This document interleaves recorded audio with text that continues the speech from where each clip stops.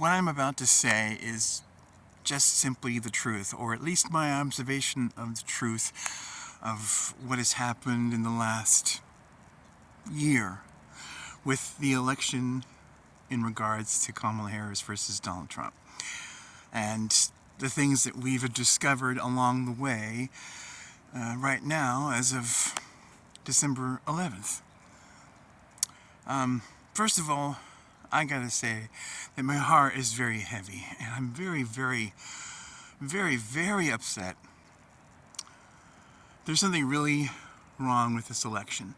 This is not a normal election, and I had to say what I needed to say, even if no one is going to listen, and that's okay, because speaking the truth sometimes is unpopular. So,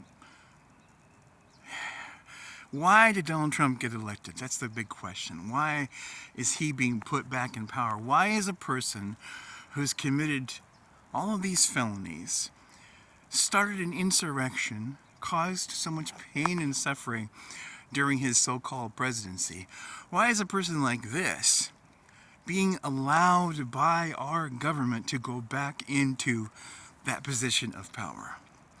After all the things that he's done, after all of this stuff that's happened.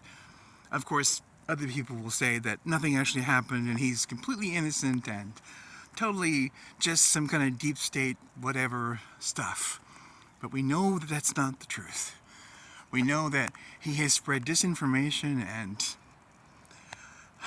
discord and hatred and just vitriol coming out of his mouth the whole entire time during this campaign. And he had help from other people who had billions of dollars to spread that misinformation about Kamala Harris, and Tim Walz, who actually both have good character, even if they weren't the candidate that you wanted the most. Like, I wanted Bernie Sanders to be the president, but I still think that those two human beings have good character. So, not only she ran a wonderful campaign. She told the truth. She was honest. She was trying to give hope and joy. And he was talking about nonsense.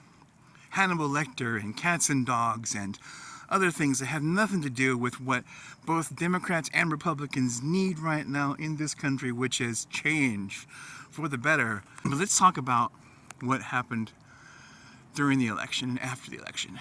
On election day, there were 67 bomb threats called into polling locations that were in swing states. That's not normal. And it was confirmed by the FBI that those came from they were fake bomb threats that came from Russian IP addresses.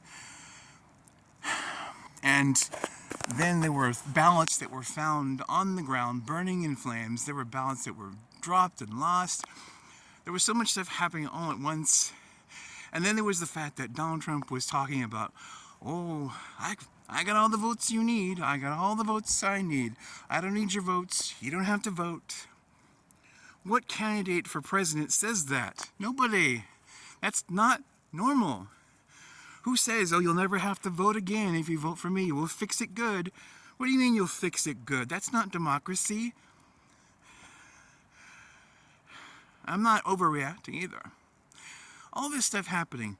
And then Romania now nullifying their election because of Russian interference. Again, not a normal election. So the biggest pain I have is, why aren't our leaders who are supposed to protect us and work for us and protect the people, why aren't both Republicans and Democrats calling all this stuff out?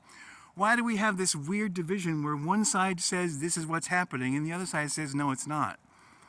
And then, even though there's some Republicans who finally woke up and realized what's going on. I don't believe he won this election fair and square at all. He didn't win. 2016, the first thing he said was, Russia, if you're listening, can you find those emails for me?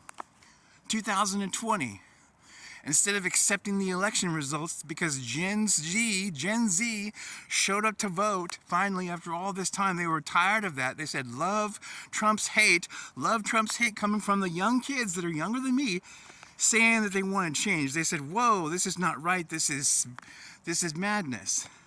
And they're right. The young kids are right. They know that this is wrong. And now we have a person in office who did cause an insurrection, and that's not a debate, that's not an opinion. That's painful. That's un-American. And the fact that that happened, the fact that we let someone who caused all of that pain and suffering to go back into that office.